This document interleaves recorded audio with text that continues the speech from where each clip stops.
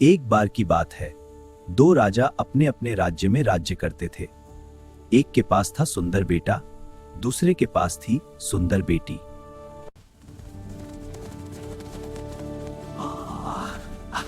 हम राजकुमार के लिए सुंदर दुल्हन ढूंढ रहे हैं। हमारे राजकुमार और आपकी राजकुमारी का जोड़ा बहुत अच्छा बनेगा। ये तो किस्मत की बात है। शादी की सारी रस्में बहुत शानदार तरीके से पूरी हुई। यह रात बहुत सुंदर है, यहीं रुककर आराम करते हैं। रात को राजकुमार अपनी दुल्हन को लेकर घर लौट रहा था। वह एक बागीचे में रुका, लेकिन वह बागीचा परियों का था। देखो, यहाँ एक राजकुमार सो रहा है। कितना शांत लग रहा है। चलो इसे मीठे सपने दें। अब यह सुंदर सपनों में खोया रहेगा।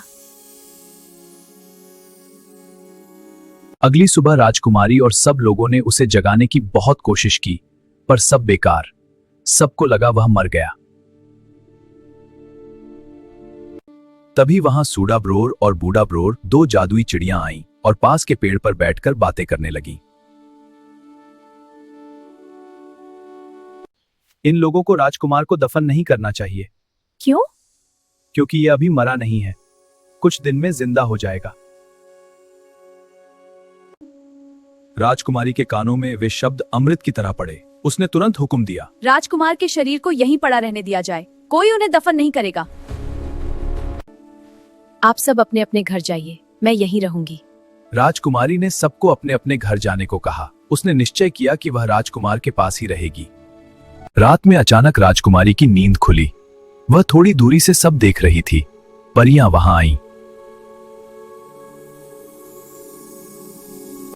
उन्होंने राजकुमार के सिर के नीचे जादू की छड़ी रखी तो वह धीरे धीरे उठकर बैठ गया और उनसे बातें करने लगा। धन्यवाद। कुछ देर बाद उन्होंने छड़ी उसके पैरों के पास रख दी तो वह फिर से लेट गया और गहरी नींद में सो गया। फिर परियां लौट गईं और जादू की छड़ी वहीं रह गई।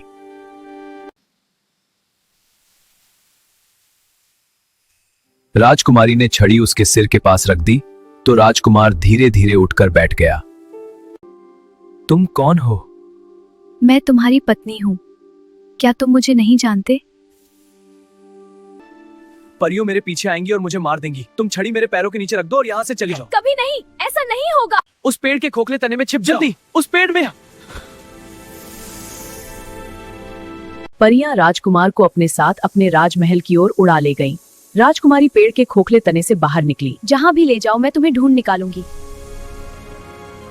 राजकुमारी परियों के सुंदर राजमहल के पास पहुंची। महल में परियां आ जा रही थीं। राजकुमारी को एक चतुर तरकीब सूझी। उसे देव का सिखाया जादू याद आया। देव जी ने यह जादू इसी काम के लिए सिखाया था। राजकुमारी अदृश्य होकर महल के अंदर छिपते हुए आगे बढ़ रही थी।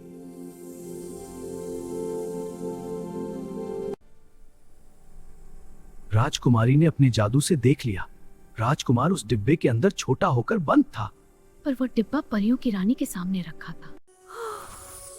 रानी जी, मैं दूर देश से आई हूँ। सुना है आपके पास ऐसी जड़ी बूटियां हैं। क्या आप मुझे देंगी? बदले में देव का दिया हुआ या सोने का हार दूंगी।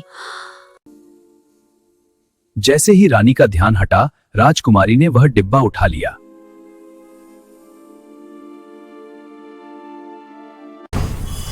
पर जल्दी ही परियों को पता चल गया। राजकुमारी ने राजकुमार का हाथ थामा, दोनों पर अदृश्य होने का जादू किया और वे भाग निकले। राजकुमार और राजकुमारी वापस महल आ गए और खुशी खुशी रहने लगे।